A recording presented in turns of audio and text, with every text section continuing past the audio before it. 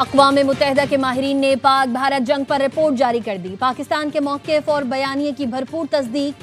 بھارت کے یک طرفہ اقدامات پر سخت اعتراضات اٹھا دیے۔ کہا پاکستان نے پہلگام حملے میں ملوث ہونے کی تردید کی، غیر جانبدار اور شفاف تحقیقات کا مطالبہ کیا۔ بھارت نے آپریشن سندور کے تحت پاکستان کی حدود میں طاقت کا استعمال کیا، شہری علاقے نشانہ بنے، مساجد متاثر ہوئیں، متعدد شہری جان سے گئے۔ بھارت قابل اعتبار شواہد نہ دے سکا کہ پہلگام حملے میں پاکستان ملوث ہے۔ بھارت کا یہ طرز عمل بڑے تصادم کا خطرہ پیدا کر سکتا ہے۔ بھارتی اقدام مسلح حملہ سمجھا جائے تو پاکستان کو سیلف ڈیفنس کا حق حاصل ہے۔ خصوصی ماہرین نے تسلیم کیا کہ بھارتی اقدامات پاکستان کی خود مختاری کی سنگین خلاف ورزی ہیں۔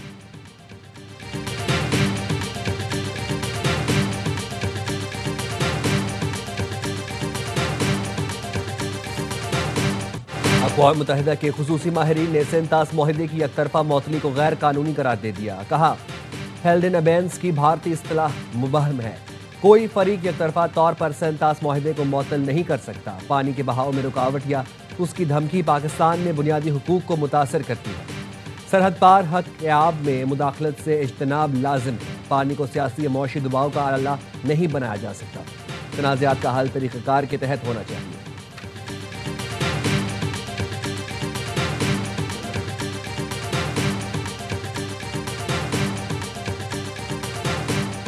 مودی سرکار کا راہ فرار۔ 60 دن کی مہلت کے باوجود بھارت کوئی جواب نہ دے سکا۔ جواب نہ آنے پر اقوام متحدہ کے خصوصی ماہرین نے رپورٹ جاری کر دی۔ خصوصی ماہرین نے سوال اٹھایا تھا، کیا بھارت کے پاس اپنے لگائے ہوئے الزامات کا کوئی ثبوت ہے؟ کیا بھارت طاقت کے غیر قانونی استعمال کی وجہ سے انسانی زندگیوں کے نقصان کا ازالہ کرے گا؟ اس پر معافی مانگے گا؟ کیا بھارت سینتاس معاہدے کی ذمہ داریاں ادا کرے گا؟ پاکستان کے قانونی حقوق اور بنیادی انسانی حقوق کی پاسداری کرے گا؟ کیا بھارت سینتاس معاہدے کی ڈسپیوٹ ریزولوشن کی شقوں کی پاسداری کا ارادہ رکھتا ہے؟ یہ بھی بتایا جائے کہ جموں و کشمیر کے تنازع کے پرامن حل اور کشمیریوں کو حق خود ارادیت دینے کے لیے بھارت کیا اقدامات اٹھانے کا ارادہ رکھتا ہے۔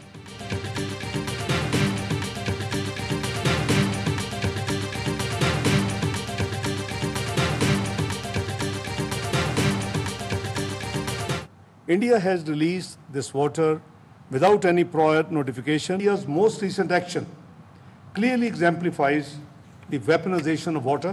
The international community must take notice of India's continued disregard of a bilateral treaty. Pakistan اپنے آبی حقوق پر کوئی سمجھوتا نہیں کرے گا۔ بھارتی اقدامات سے پاکستان کی غذائی سلامتی کو خطرہ لاحق ہے۔ سینتاس معاہدہ نافذ العمل اور فریقین پر اس کی پاسداری لازم ہے۔ عالمی برادری سینتاس معاہدے کی مکمل بحالی کے لیے کردار ادا کرے۔ نائب وزیر اعظم اسحاق ڈار کی غیر ملکی سفارتکاروں کو بریفنگ۔ کہا بھارت کے اقدامات پاکستان کی سلامتی، معیشت اور لوگوں کی زندگی کے لیے خطرہ ہیں۔ پاکستان واضح کر چکا ہے کہ پانی روکنا یا رخ موڑنا جنگی اقدام تصور ہوگا۔ بھارتی آبی جارحیت انسانی بحران کو جنم دینے کی صلاحیت رکھتے ہیں۔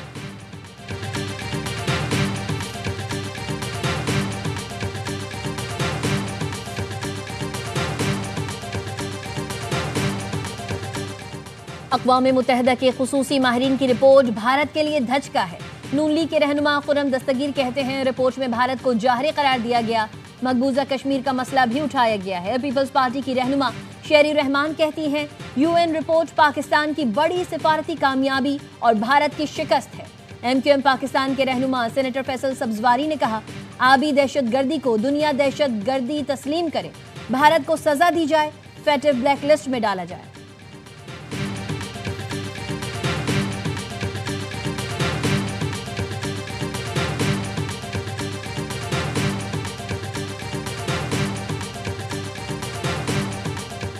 اقوام متحدہ کی جنرل اسمبلی میں حق خود ارادیت سے متعلق پاکستان کی قرارداد اتفاق رائے سے منظور۔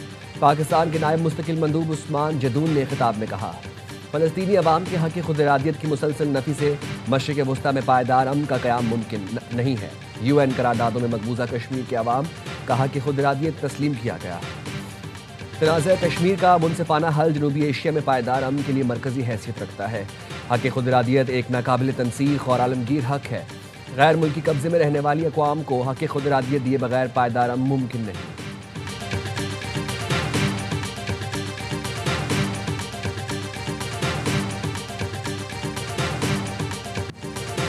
بنگلہ دیش میں بھارت کی دہشت گردی بے نقاب، طلبہ تحریک کا ترجمان ڈرا کے ایجنٹس کے ہاتھوں جام شہادت نوش کر گیا، ملک گیر مظاہرے پھوٹ پڑے، مظاہرین نے شیخ مجیب کے آبائی گھر، عوامی لیگ اور بھارت نواز اخبار کے دفاتر کو آگ لگا دی۔ حکومت نے کل یوم سوگ کا اعلان کر دیا۔ ڈاکٹر یونس نے شریف عثمان ہادی کی شہادت کو قوم کے لیے ناقابل تلافی نقصان قرار دیا۔ وزارت خارجہ نے بھارت سے قاتلوں کی حوالگی کا مطالبہ کر دیا۔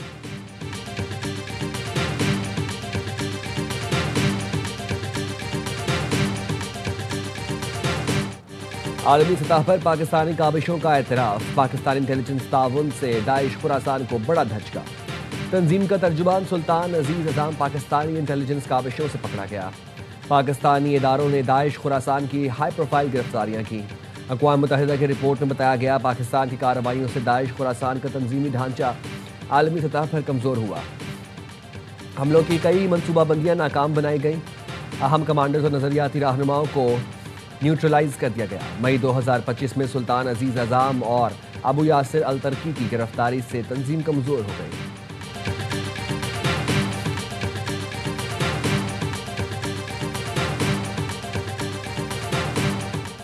9 مئی کلب چوک حملہ کیس کا فیصلہ آج سنایا جائے گا۔ ڈاکٹر یاسمین راز، شیر شاہ محمود قریشی، عمر سرفراز چیمہ، اعجاز چودھری اور میاں محمود الرشید کے بیانات قلم بند۔ ملزمان پر کلب چوک GOR گیٹ کے سیکیورٹی کیمرے توڑنے کا الزام ہے۔ مقدمے میں سرکاری املاک کو نقصان اور پولیس اہلکاروں پر حملے کی دفعات بھی شامل ہیں۔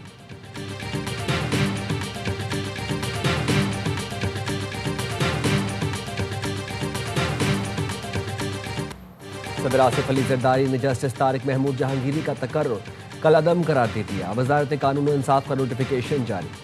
اسلام آباد ہائی کورٹ نے جعلی ڈگری کیس میں جسٹس طارق محمود جہانگیری کو ڈی نوٹیفائی کرنے کا حکم دیا تھا۔ عدالت نے فیصلے میں کہا طارق جہانگیری بطور جج تعیناتی کے وقت LLB کی درست ڈگری نہیں رکھتے تھے، جج کے طور پر ان کی تعیناتی غیر قانونی تھی۔ کراچی میں گڈز ٹرانسپورٹرز کی ہڑتال ختم ہونے کے بعد شدید انتظامی غفلت، سینکڑوں مال بردار گاڑیاں سڑک پر آنے سے شیرشاہ پل سے نیٹی جیٹی تک بدترین ٹریفک جام ہو گیا۔ بلدیہ سائٹ ایریا، ہاکس بے اور ملحقہ علاقوں کو جانے والے افراد رل گئے۔ ٹریفک کی روانی بہتر بنانے کے لیے لیاری ایکسپریس وے بھی بند کی گئی، جس سے گارڈن کے اطراف ٹریفک جام رہا۔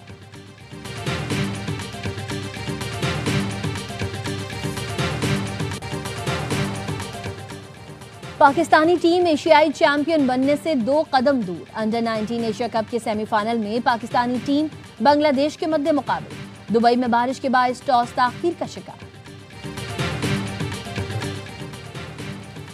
HPL PSL 11 کے لیے غیر ملکی کھلاڑیوں کی رجسٹریشن کا آغاز ہو گیا۔ انٹرنیشنل کھلاڑی 20 جنوری تک رجسٹریشن کروا سکیں گے۔ 2 نئی ٹیموں کی نیلامی 8 جنوری کو اسلام آباد میں ہوگی۔ 2 نئی فرنچائزز کے اضافے سے PSL ٹیموں کی تعداد 8 ہو جائے گی۔ مزید ٹیموں اور میچز سے کھلاڑیوں کے لیے زیادہ مواقع پیدا ہوں گے۔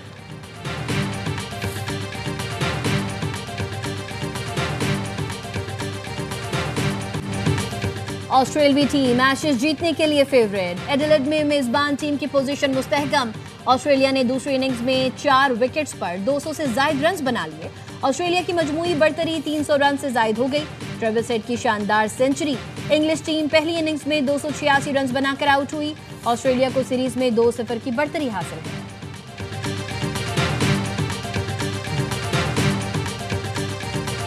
اور دنیا بھر کی طرح نیو یارک میں بھی نئے سال کے استقبال کی تیاریاں۔